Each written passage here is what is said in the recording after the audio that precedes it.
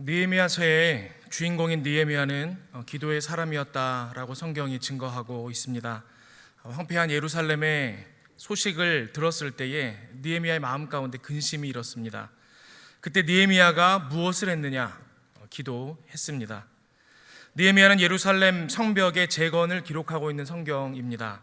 그 예루살렘 성의 재건이 바로 이 한 사람, 이 느헤미야의 기도에서 시작되었다는 것을 느헤미야 본문이 보여주고 있습니다. 우리가 오늘 읽지는 않았지만 우리 앞에 있는 본문 느헤미야 1장의 내용이 무엇입니까? 거의 대부분이 느헤미야의 기도입니다. 어떠한 상황에 처하든지 기도하기를 시작하면 절대로 끝장나거나 망하는 일은 없습니다. 어떠한 개인의 어려움이건 나라와 민족의 어려움이건 기도하기를 시작하면 하나님의 회복이 시작됩니다. 오늘 말씀을 통해 기도의 사람으로 다시금 세워지는 은혜가 있기를 바랍니다. 그러면 이제 오늘 본문에 나타나는 기도의 사람 느헤미야를 통해 기도하는 사람들의 모습을 한번 차례대로 살펴보도록 하겠습니다.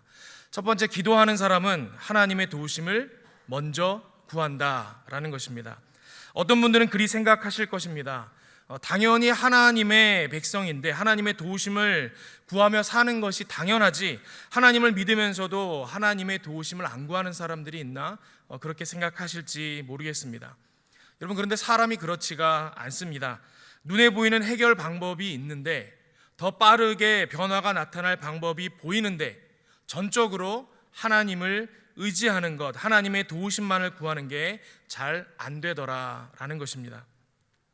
우리는 문제가 생기면 그 문제의 결정권이 있는 사람을 찾아가거나 가장 영향력 있는 사람을 찾아갑니다. 먼저 자신이 가진 능력과 힘으로 그 문제를 해결하려고 합니다. 그게 저의 모습이고 여러분의 모습입니다. 그러다 보니 힘이 있을수록, 경험이 많을수록, 인맥이 넓을수록, 연륜이 깊을수록 하나님 의지하지 못할 확률이 훨씬 높습니다. 여러분, 느헤미야는 어떤 사람이었습니까? 페르시아에서 왕 다음으로 권력자였습니다. 사실 하려고 마음먹었으면 그가 쓸 수 있는 인간적인 방법은 얼마든지 있었을 것입니다. 그러나 느헤미야는 민족이 처한 어려움의 소식을 들었을 때 그가 가지고 있는 능력과 힘과 환경적 이점이 정말 많았음에도 불구하고 다른 것보다 먼저 기도를 했다라는 것입니다. 물론 성경을 보면 그가 이 문제를 위해 기도만 한 것은 아닌 것 같습니다. 그러나 그런데도 불구하고 성경은 느헤미야 1장 전체를 그의 기도로 채워서 기록하고 있습니다. 우리에게 주시는 메시지가 있다라는 것입니다. 그가 그 어느 것보다 하나님을 가장 의지했다는 것을 우리에게 보여주고 있는 것입니다. 여러분, 기억하시기를 바랍니다. 기도하는 사람은 하나님의 도우심을 먼저 구하는 사람입니다. 하나님께 능력이 있고 하나님께 열쇠가 있고 하나님께 역사를 운행하는 핸들이 있습니다. 하나님을 가장 먼저 의지하는 저와 여러분들 되시기를 바랍니다. 두 번째, 오늘 본문에 나타나는 기도의 사람의 모습입니다. 기도하는 사람은 반드시 하나님의 때를 기다린다라는 것입니다. 기도하기 시작했다고 바로 응답이 나타나는 경우가 그리 흔치 않습니다. 어떨 때는 서서히 변화가 보이는 것 같기도 하지만 대부분의 경우에 이 변화라는 것 자체가 기도하기를 시작했음에도 불구하고, 기도하고 꽤 시간이 지났음에도 불구하고 어떠한 변화도 나타나지 않는 경우가 있습니다. 하나님께서 이루기 전까지 아무 기미도 나타나지 않을 때가 오히려 더 많더라는 것입니다. 우리 열왕기하 5장에 보면 아람이라는 나라의 군대 장관 나아만이라는 사람이 나오지 않습니까? 그가 나병 환자였습니다. 나병을 치유하기 위하여 이스라엘에 있는 엘리사 선지자를 찾아갔습니다. 그런데 그 엘리사 선지자가 이 나아만에게 낫게끔 하는 방법을 준 것이 있는데 그것이 무엇이었습니까? 요단강에 가서 7번 씻으라 말한 것이었습니다. 나아만이 처음 듣기에 이 방법이 그렇게 탐탁치 않게 들렸습니다. 자기가 있는 아람 땅에는 훨씬 더 크고 아름다운 강이 있는데 쫄쫄 흐르는 저 요단강에 가서 씻은들 내가 나을 수 있으랴, 이런 마음이 들었습니다. 여러 우여곡절이 있었지만 그럼에도 불구하고 가서 씻게 되었습니다. 근데 우리가 이 이야기를 잘 알고 있지만 여러분, 나아만이 7번 씻을 때까지 변화가 그 사이에 일어났습니까? 일어나지 않았습니다. 여러분, 한번 생각해 보세요. 한 번 물에 씻었습니다. 그런데 진물이 멈추기 시작합니다. 2번 물에 씻었습니다. 그랬더니 껍질이 벗겨지기 시작합니다. 3번째 씻었습니다. 그랬더니 새살이 뽀송뽀송하게 올라온다. 그러면 여러분, 씻는 재미가 있겠죠. 그러나 나만 장군은 그가 7번째 완전히 나음을 입기 직전인 6번까지 아무런 변화도 경험하지 못했다라는 것입니다. 안 그래도 깨림직한 마음으로 요단강에 가서 몸을 씻었던 이 나아만 장군의 마음, 6번 씻을 때까지의 그의 마음, 어떤 마음이었겠습니까? 오래도록 기도하고도 아무런 변화를 경험하지 못할 때에 우리 마음과 같은 심정이었을 것이다 라는 것입니다. 사도행전 1장 4절에도 보니까 부활하신 예수님께서 승천하실 때에 예루살렘을 떠나지 말고 내게서 들은 바 아버지께서 약속하신 것을 기다리라, 그렇게 제자들에게 말했습니다. 그래서 제자들이 택한 방법이 있는데 한데 모여서 기도했다라는 것입니다. 얼마나 모여서 기도했을까요? 열흘을 기도했습니다. 마가다락방에서 나가지도 않고 열흘을 기도했다라는 겁니다. 여러분, 이게 어떻게 열흘인 줄 알까요? 예수님께서 6월절 명절을 지키러 올라오셨다가 십자가에 달려 돌아가셨죠. 그리고 부활하신 이후에 40일 동안 제자들과 함께 머무르셨습니다. 그리고는 승천하셨습니다. 그리고는 성령 강림이 언제 있었습니까? 오순절에 있었습니다. 우리 절기가 있기 때문에 계산하면 나옵니다. 예수님 승천하신 이후에 성령이 강림하시기까지를 세어봤더니 열흘이더라는 것입니다. 여러분, 우리 중에 아무것도 안 하고 열흘이나 기도해 보신 분 혹시 계십니까? 열흘 후면 성령께서 임하신다는 확신도 없었습니다. 여러분, 언제까지 있었습니까? 몰랐습니다. 그냥 성령님이 임하실 때까지 이들이 기도했습니다. 그때가 언제인지 모르지만 그냥 모여서 기도했다라는 것입니다. 그런데 기도할 때 조금씩 변화가 나타났느냐? 그렇지 않았다라는 것입니다. 열흘이 다 찰 때까지 아무런 변화도 나타나지 않았습니다. 그러나 열흘이 지나 성령께서 임하셨을 때에는 하나님의 놀라운 변화와 능력이 한 번에 나타났다라는 것입니다. 여러분, 하나님의 일하시는 방식이 되게 이런 식입니다. 그래서 하나님을 아는 사람들, 다시 말해 기도하는 사람들은 눈에 보이는 변화가 없더라도 일단 기다립니다. 하나님을 신뢰하고 반드시 임할 은혜를 믿고 인내하며 계속 기도한다라는 것입니다. 여러분, 이것이 믿음이고 이것이 영적인 지혜입니다. 기도하는 사람에게는 영적인 지혜가 있다라는 것입니다. 1970년대에 스탠포드 대학에서 교육심리를 연구하는 분들이 이 만족 지연에 관한 연구를 했습니다. 오래된 고전 연구이기 때문에 여러분들 들어보신 분들이 있을지 모르겠습니다. 그 아이들이 좋아하는 마시멜로를 갖다가 실험을 하는 겁니다. 여러분, 마시멜로 아시죠? 하얗고 말랑말랑하고 그 아이들이 정말로 좋아합니다. 그런데 아이들을 데려다 놓고, 아주 어린 아이들을 데려다 놓고 이 실험자가 실험을 하는 것입니다. 접시에다가 아이가 보는 앞에서 마시멜로를 하나 딱 올려놓습니다. 그러면서 말을 하는 겁니다. 얘야, 이거 선생님이 나갔다가 들어올 때까지 너 안 먹고 기다리면 이따가 선생님이 2개 줄게, 이러고 말하고 가는 겁니다. 그런데 아이가 벌써 마시멜로를 올려놓을 때부터 선생님이 무슨 말을 하는지는 들리지도 않고 뭐만 보이는 거예요? 마시멜로만 쳐다보고 꿀떡꿀떡 침을 삼키고 있습니다. 그러다 선생님이 이야기하다 잠깐 전화가 왔으니까 내가 받으러 갔다 올게, 그러고 나갑니다. 그럼 아이들이 어떻게 할까요? 이제 각각이 다른 반응이 나오는 거예요. 어떤 아이들은 그걸 못 참고 얼른 하나 집어 먹는 아이들이 있고, 또 어떤 아이들은 꾹 참고 기다렸다가 선생님이 다시 돌아오셨을 때 2개를 받아 먹는 아이들이 있었습니다. 근데 실험이 여기서 끝나지 않고 종적 연구로 길게 이 실험에 참여했던 아이들을 2그룹으로 나눠서 오랜 시간 동안 추적 조사를 합니다.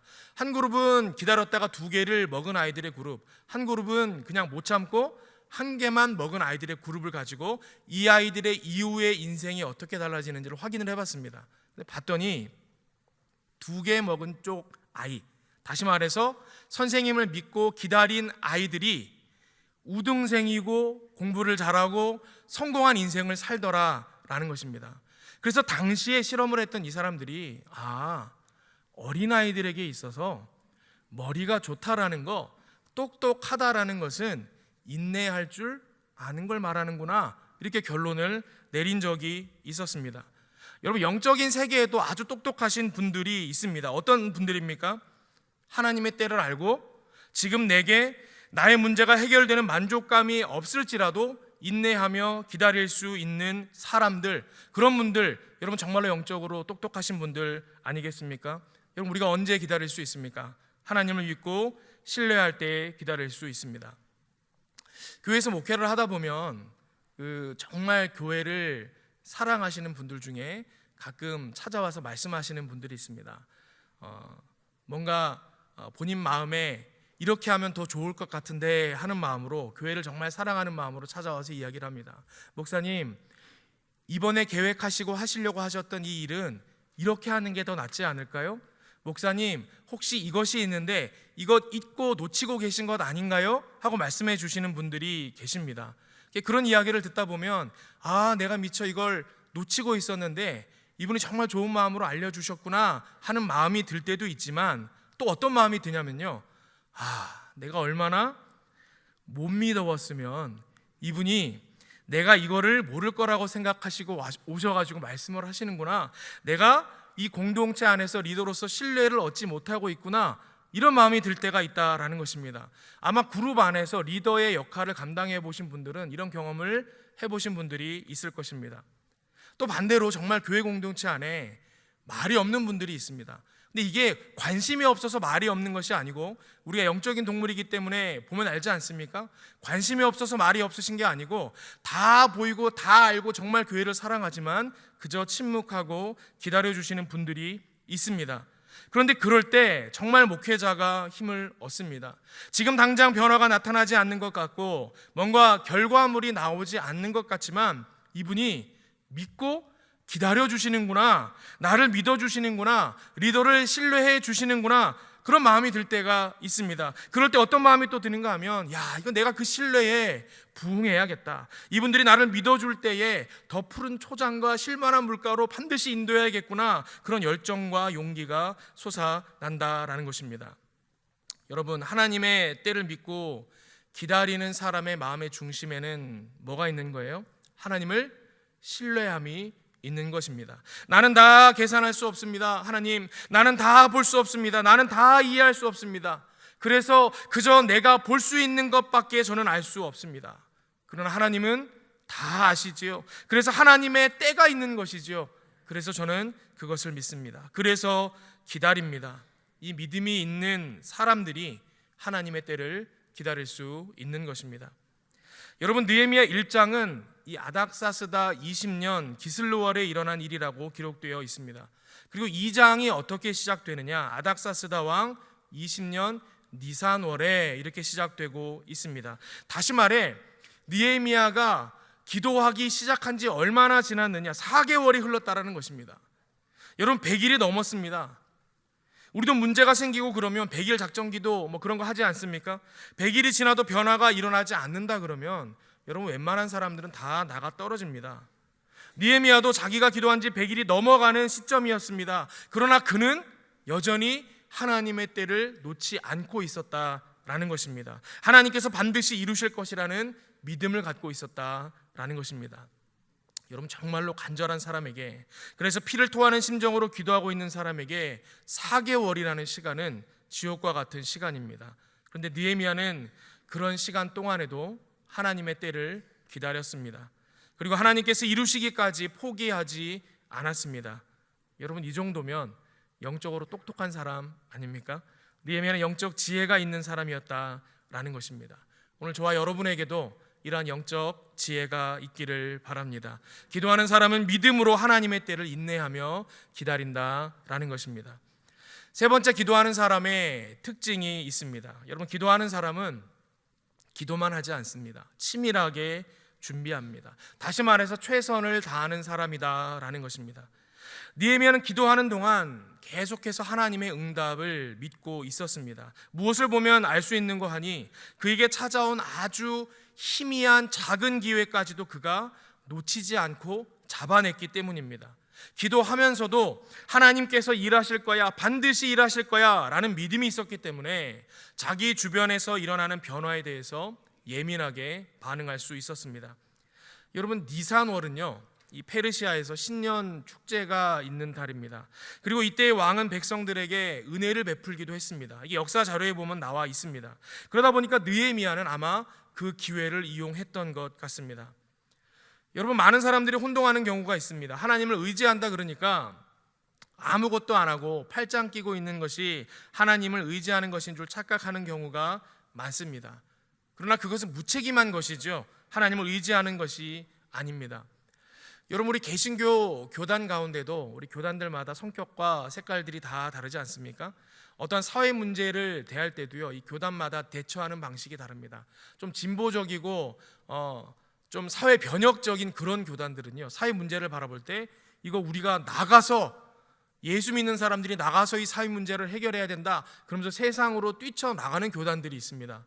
그런데 반대로 복음적이라고 말하고 보수적이라고 말하는 교단들은요, 어떤 입장이냐 하면 사람이 모두가 죄인인데, 무능한데, 우리에게 아무 능력이 없는데 우리가 이것을 우리 힘으로 감당할 수 있으랴? 우리는 아무것도 할 수 없어. 우리가 할 수 있는 것은 오직 기도뿐이야. 그러면서 절대로 안 나갑니다. 앉아서 열심히 기도만 합니다. 여러분, 그런 교단들도 있습니다. 그러면 우리 통합적 교단은 어떻겠습니까? 이제 제가 장신대를 나왔으니까 여러분, 장신대의 모토가 있습니다. 경건과 학문입니다. 여러분, 이 경건은 어떤 내용입니까? 하나님 앞에서의 영적인 우리의 자세이지요. 기도하는 우리의 모습과도 같습니다. 그러면 학문은 무엇입니까? 학생들에게 있어서 학문은 치열한 삶의 현장입니다. 기도하지만은 않고 우리는 삶의 현장에서 우리의 삶의 문제를 열심히 최선을 다해 풀어갑니다. 이러한 자세가 그 속에 담겨져 있다라는 것입니다. 그래서 여러분, 통합인 것입니다. 우리가 가운데서 경건과 학문을 모두 다 잡겠다, 기도와 실천을 모두 다 잡겠다, 우리가 그런 마음가짐으로 있다라는 것입니다.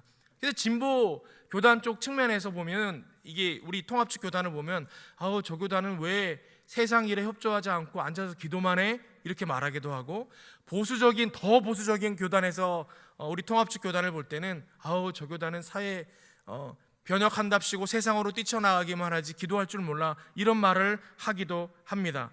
그러나 여러분, 정말로요, 우리가 마음을 쏟아서 일을 하지요, 그러면 양쪽 다 균형을 갖출 수밖에 없게 됩니다. 여러분, 한번 생각해 보세요. 우리가 세상을 바라볼 때 어둠뿐인 거예요. 죄악뿐인 거예요. 예수 믿는 사람들이 이거 그냥 내버려 둘 수 없습니다. 그래서 세상을 향해서 뛰쳐나갔습니다. 그 문제를 해결하려고 애를 씁니다. 그러면 반드시 어디에 부딪힙니까? 한계에 부딪힐 수밖에 없습니다. 왜죠? 우리는 유한한 존재고 우리에게는 능력이 없기 때문입니다. 그래서 세상으로 나가서 전심으로 세상을 바꾸려고 애쓰는 사람들은 반드시 어디로 돌아올까요? 기도하는 자리로 돌아오게 됩니다. 반대로 기도하는 자리에 있는 사람들도요, 계속해서 열심히 이 땅 가운데 하나님의 역사가, 하나님의 변화하는 영광이 나타나기를 간구하죠. 그러면 그대로 기도하는 자리에 머물러 있을 수 없습니다. 가슴이 뜨거워지기 시작합니다. 그 뜨거운 가슴을 가지고 세상으로 뛰쳐 나아가게 되어 있다라는 것입니다. 여러분, 느헤미야 앞에 있는 이 에스라서를 보면요, 이 에스라서는 예루살렘 성전을 재건하는 이야기지 않습니까? 그런데 에스라가 성전만 재건하는 것으로 마치려고 하는 것이 아니라 성벽까지 재건하려고 했습니다. 그런데 그가 성벽을 재건하지 못한 이유가 있었는데, 페르시아의 왕으로부터 칙령이 내려옵니다. 너네 예루살렘 성벽 재건하지 마 하고 칙령이 내려옵니다. 그래서 에스라가 성벽 재건을 못하게 됐습니다. 그런데 그 칙령을 누가 내렸느냐? 오늘 느헤미야가 모시고 있던 아닥사스다 왕이 내린 칙령이다라는 것입니다. 여러분, 한번 생각해 보세요. 페르시아라는 이 대제국의 왕이 자신이 내린 칙령을 번복하는 것이 쉬웠겠습니까? 어려웠겠습니까? 혹 그런 경우가 역사적으로 있었겠습니까? 없었겠습니까? 여러분, 제가 자료를 다 찾아보지는 않았지만 우리가 다른 역사들을 쭉 봐도 어느 정도 알 수 있지 않습니까? 그런 일은 흔치 않습니다. 여러분, 잘 일어나지 않습니다. 아마 아닥사스다 통치 기간 동안에 그런 일이 일어나지 않았을 확률이 훨씬 높습니다. 왕의 권위와 왕권을 위해서 그런 일은 일어나지 않는다라는 것입니다. 그런데 그런 정치적인 상황을 누구보다 잘 아는 느헤미야가 이것이 가능하게 하도록 하기 위해서 어떻게 했느냐? 치밀하게 준비했다 라는 것입니다. 무엇을 보면 알 수 있습니까? 오늘 본문에 세세하게 나와 있습니다. 다 첫 번째는 그는 왕의 신뢰를 얻기 위해서 늘 최선을 다했습니다. 그러니까 이방인이었음에도 불구하고 술 맡은 관원장까지 올라갔겠지요. 여러분 보세요. 그가 니산월 신년 축제일에 왕 앞에 포도주를 가져갈 때에 얼굴이 근심이 있었다, 그렇게 기록되어 있습니다. 그런데 여러분 한번 보세요. 어느 왕이, 특히 이 아닥사스다 같이 대제국의 왕이 신하의 얼굴에 수심이 가득한지 아닌지 관심을 갖고 보는 왕이 있겠습니까? 그런 왕 잘 없겠죠. 그럼 오늘 본문에 보니까 아닥사스다 왕이 이 느헤미야의 얼굴에 수심이 가득한 걸 보고 그랬다라는 것이죠. 아이고, 왜 이렇게 얼굴이 어두워? 무슨 일이 있어? 얼마나 그가 사랑하는 신하였는지 그의 안부를 지금 이 절대 권력의 군주가 물어보고 있는 것입니다. 여러분, 그런 걸 아니까 이 느헤미야는 아닥사스다 왕의 마음에 들기 위하여, 그에게 신임을 얻기 위해 얼마나 치밀하게 최선을 다해서 그의 맡은 바 직분을 감당했겠습니까? 두 번째, 관습적으로 이 왕이 신하에게 큰 은혜를 베풀 수 있었던 니산월 신년 축제를 그가 활용을 했습니다. 계산을 했다라는 것입니다. 곧 니산월 신년 축제가 있지, 그때마다 왕이 은혜를 베풀 때가 있지, 신하에게 땅을 베풀 때도 있고 가정을 회복시킬 때도 있고 소원을 들어줄 때도 있지, 내가 그때를 이용해야겠다, 이렇게 느헤미야가 치밀하게 계획을 세웠다는 것입니다. 세 번째, 왕이 자비로운 의사결정을 내릴 수 있도록 왕비가 옆에 있을 때를 택했습니다. 오늘 본문에 보니까 그렇게 나와 있죠. 그때에 왕후도 왕 곁에 있었더라. 여러분, 이런 말씀이 나옵니다. 왕비가 옆에 있을 때를 노렸다라는 것입니다. 그리고 네 번째, 그가 목숨을 걸었습니다. 여러분, 에스더서에도 보면 나오지 않습니까? 왕 앞에 뭔가 이상한 모습으로 나아가는 것, 목숨 거는 행위입니다. 죽으면 죽으리다의 모습이 있었다라는 것입니다. 지금 절대 권력을 가진 왕 앞에 느헤미야가 인상 쓰고 있습니다.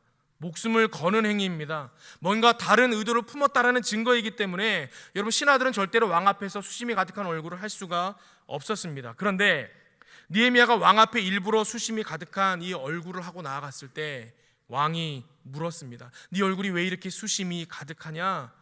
그럴 때 느헤미야의 마음에 두려움이 크게 일었다. 2절에 보면 그렇게 나와 있습니다. 내가 지금 여기서 죽을지도 모르겠구나. 그런 상황인 줄 알면서도 이 느헤미야가 목숨을 걸었다라는 것입니다. 그리고 다섯 번째, 결정적으로 이걸 자기 힘으로 한 게 아니라 하나님을 의지하며 했습니다. 여러분, 1장도 보면 내내 느헤미야의 기도문으로 채워져 있다, 그렇게 말씀드리지 않았습니까? 그가 그렇게 치밀하게 준비한 이 사건이 기도하며 다 착착 순서에 따라 이루어져 나갈 때, 그때 그가 어떻게 했느냐? 얼굴에 수심이 가득해서 왕이 물었습니다. 느헤미야야, 너에게 무슨 일이 있느냐? 왜 얼굴에 수심이 가득하냐? 왕이시여, 고향 성읍이 황폐하옵건대 어찌 제가 얼굴에 수심이 없을 수 있겠습니까? 왕이 그럽니다. 그러면 내가 무엇을 너에게 해줄까? 그럴 때 그가 바로 대답하지 아니하고 어떻게 했다라고 성경에 기록합니까? 4절에 보니까 내가 곧 하늘의 하나님께 묵도하고, 이렇게 기록하고 있습니다. 하나님께 기도하고 나서야 대답했다라는 것입니다. 여러분, 그는 치밀하게 준비했지만 동시에 하나님을 철저히 의지했던 사람입니다. 여러분, 느헤미야서의 뒷부분을 계속해서 보면요, 이 왕의 허락을 받고 그가 예루살렘에 내려갔을 때도 그의 모습이 나옵니다. 바로 내려가서는 방백들과 유력자들을 만나다가 내가 어떤 일을 하러 왔는지 다 말하지 않습니다. 내려와서는 아무 말도 하지 않고 그날 첫날 밤에 함께 신하를 데리고 아무도 모르게 그 성벽을 둘러봅니다. 그리고 그때까지도 아무 말도 하지 않습니다. 당시 방백들과 이 유다 지도자들 사이에 정치적 결탁이 있었다는 것을 이 느헤미야가 알았기 때문이죠.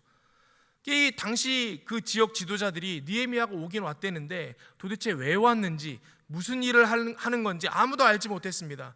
그는 치밀하게 모든 상황을 다 확인하고 문제를 해결할 수 있을 때가 돼서야 사람들을 모아놓고 이야기했습니다. 그것이 가능할 때.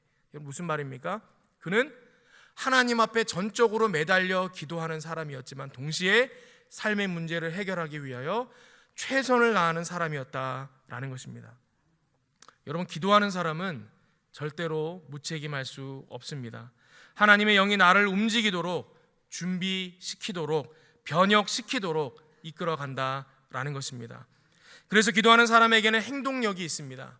그들은 변화의 최전방에 있고 깊은 헌신이 있고 그런 모습이 기도하는 사람에게 나타난다라는 것입니다.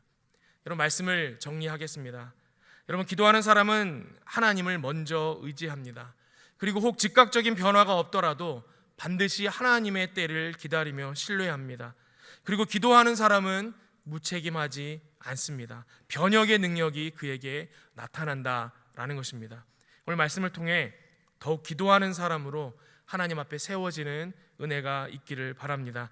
하나님께서 저와 여러분을 느헤미야와 같이 크게 사용하실 줄 믿습니다. 함께 기도하겠습니다. 아버지 하나님, 오늘도 저희를 이 기도의 자리로 불러주시고 기도하는 사람으로, 기도의 백성으로 사용하여 주시니 감사합니다. 느헤미야와 같이 하나님을 의지하는 백성 되기를 원합니다. 느헤미야와 같이 하나님의 때를 신뢰하며 기다리는 사람 되기를 원합니다. 또한 느헤미야와 같이 무책임하지 아니하고 기도하며 변혁의 자리, 변화의 자리, 최선을 다하는 자리로 나아가는 신실한 기도의 사람이 되게 하여 주시옵소서. 예수 그리스도의 이름으로 기도하옵나이다. 아멘.